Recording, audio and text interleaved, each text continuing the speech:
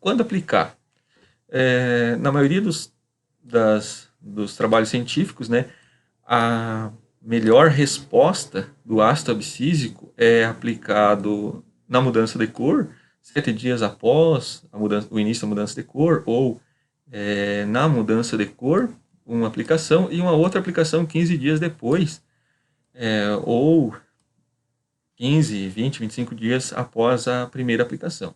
Em resumo, então, melhor efeito se tem com 2 aplicações do ácido abscísico. O que aplicar? Eu trago aqui um dos exemplos que tem disponível, né, comercialmente, que é esse produto com nome comercial Protone, né, que é o ácido abscísico, o ABA. Então, ele tem registro para ser aplicado. Bom, vamos analisar agora alguns resultados de pesquisa onde se testou o ácido abscísico. Então, eu peguei uma dissertação aqui de Francisco Neto, da Unesp, de 2016, onde ele testou 2 doses, 400 mg por litro e 200 mg por litro, aplicada no início da maturação, ou seja, mudança de cor, ou amolecimento à baga, né, no caso da Rubi, e também 400 mg no início da maturação e 200 ou 400 mg 25 dias depois a primeira aplicação.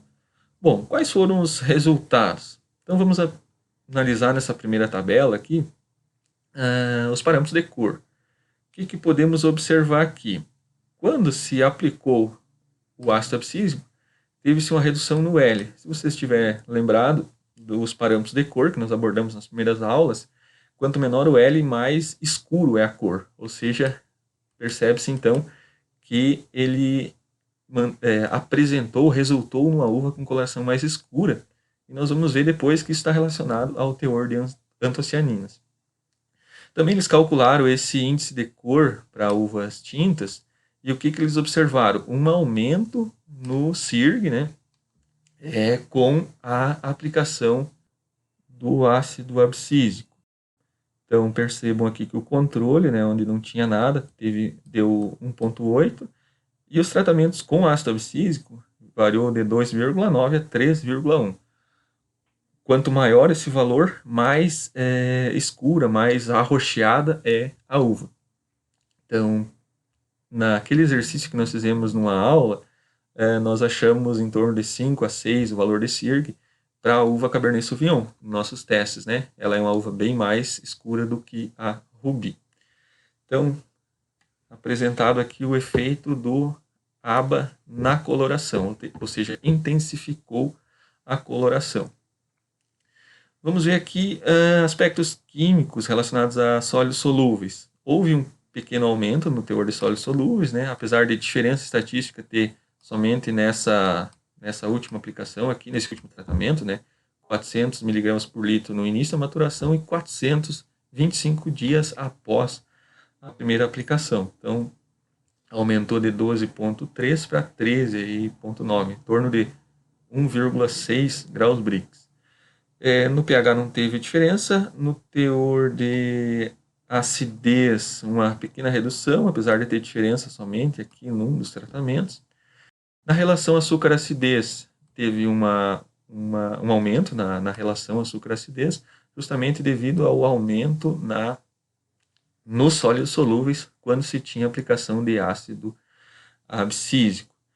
Então, tivemos resultados, né? O autor aqui apresenta resultados positivos no aumento do teor de sólidos solúveis. Eles apresentam aqui, bem interessante também, a foto dos cachos, né? Então, o A é o controle, percebam aqui a cor bem pouco arroxeado, né? E à medida que eles foram aumentando as doses de ácido abscísico, ocorreu um incremento bem considerável no teor de antocianinas, que nós vamos ver no próximo slide, que resulta em coloração mais arroxeada. Aqui eles apresentam também as bagas, da uva Rubi. Então, conforme foi se aumentando dose, né, a concentração de ácido abscísico aplicado, maior a coloração arroxeada. E aqui então está a explicação dessa presença dessa cor mais arroxeada, que está relacionada então ao teor de antocianinas. Então, uma alta concentração de antocianinas foi observado nesses tratamentos com o ácido abscísico. Então, percebam aqui que aumentou de 0,1 para 0,5, 0,6, 0,7 miligramas por 100 gramas de matéria fresca. Então, uma explicação, né, do porquê daquela cor mais pronunciada. Os compostos fenólicos totais também teve aumento, principalmente nas doses maiores, né, quando se fez 2 doses do ácido abscísico. Então, muito interessante a aplicação do ácido abscísico na uva rubi. Vamos ver o resultado de uma autora chamada Renata Koyama, que ela trabalhou com uva Isabel. Então, aplicou também ácido abscísico, as doses foram as mesmas, só que teve datas diferentes aqui, né? Ela aplicou 7 dias após a mudança de cor e 10 dias após, 10 dias antes da colheita. O que ela observou? Que é um fato bem interessante, que não teve mudanças nas características físicas da baga. Massa de baga, diâmetro de baga, massa de cacho, comprimento de cacho. Então, todos aqui não significativos. Ou seja, o ácido abscísico não afetou esses parâmetros físicos do cacho. Por outro lado, os parâmetros químicos, sólidos solúveis, acidez e a relação açúcar-acidez, teve alteração. Resultado semelhante ao que foi observado pelos outros autores ali na cultivar rubi. Então, quanto maior a dose de ácido abscísico, maior foi o teor de sólidos solúveis, teve uma redução na acidez e um aumento na relação açúcar-acidez. Semelhante o resultado, apenas numa outra cultivar. Antocianinos e polifenóis também teve o mesmo comportamento, né? Então, antocianinas, isso aqui no mosto, teve um aumento com o aumento das doses de ácido abscísico. Antocianinas no suco, polifenóis no mosto não deu diferença e polifenóis totais no suco dessa uva não deu diferença. Mas resultados então muito semelhantes, estão confirmando que o ácido abscísico ele tem um efeito interessante no aumento nesses parâmetros, na melhoria desses parâmetros de maturação. Em resumo, então, o ácido abscísico aumenta o teor de antocianinas, não altera aspectos físicos do cacho, aumenta o teor de sólidos solúveis e aumenta a relação sólidos solúveis à acidez. Então, devido a aumentar os sólidos solúveis, né? E tem um efeito em alguns trabalhos na acidez, em outros não se tem uma alteração tão significativa na acidez. Então, ácido abscísico na maturação de uvas. Eu vou deixar um trabalho para vocês no ambiente virtual que envolve a aplicação de ácido abscísico e ETFON em uvas Cabernet. Vocês viram ali que a gente trabalhou na videoaula, né? Eu apresentei resultados em outras variedades de uva, mas é importante vocês da área de enologia ter algo mais voltado a Cabernet. Então é um trabalho de um pesquisador da IPAGRE e outros colaboradores de outras instituições, então que eles avaliam o ácido abscísico e ETFON, né, e sua influência sobre a maturação e a qualidade de uvas Cabernet.